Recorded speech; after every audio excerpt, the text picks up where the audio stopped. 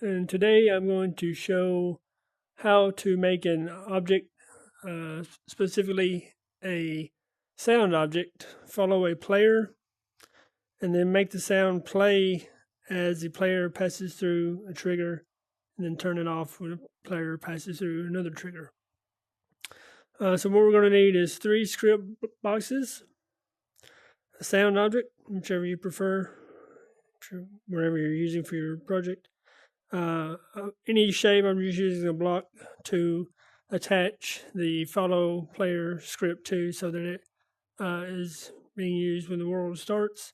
Then I've got a trigger, just 2 blocks to use to know the position where the trigger's at, and then another trigger for turning the sound off. So first, let's look at the follow player trigger. So what we've got to do is when the player enters the world, we've got to find out which player this is. So we got to send an event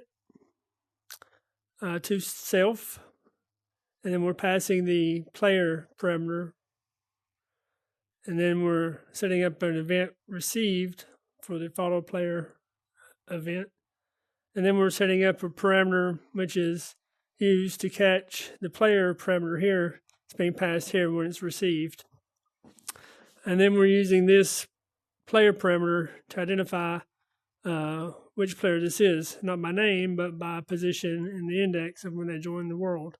So if the index of the player is 1, which should ideally be the first player that joins the world, and then it increases by 1 for every player after that. So the first player, which is me in this scenario, enters the world.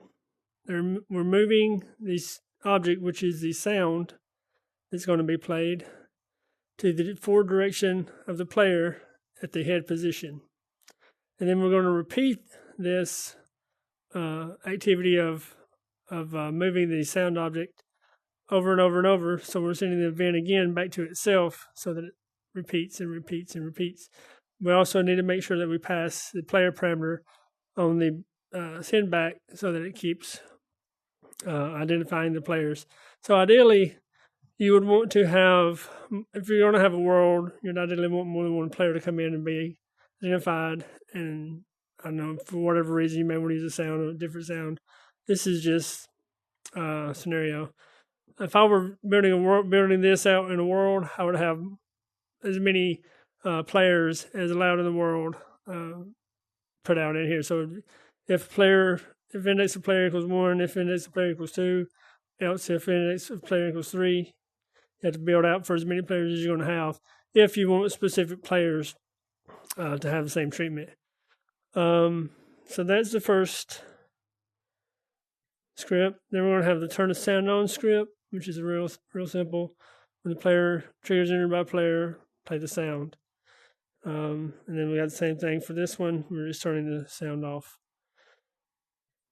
So now we want to associate the script to a block or some shape, whatever you prefer, so that the script is active. And then we got the sound that's being associated to the script, and it's also being associated to this trigger. So it knows which sound to turn on or to play, and also when it knows which sound to turn off when it goes to this trigger. So that's all set up. So now we should be able to walk through the event trigger, the trigger to turn the sound on. We're not hearing any sound now, so let's walk through.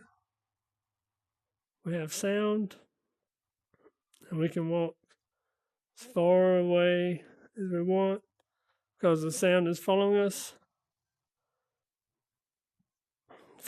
back, and we're going to go to the sound off. So now the sound is off. So that's pretty much a simple way to make a sound object, or really any object for that matter, follow a player. You could use different things. If you wanted the sound of an ocean of water splash, when the player passes through a trigger as they're entering the water, you would set this up to play the water sound. And then as the player passes through this trigger, the sound of water being splashed with sound would be played. Or various other sounds or objects. you can do with that. So that's pretty much it. And thanks for watching.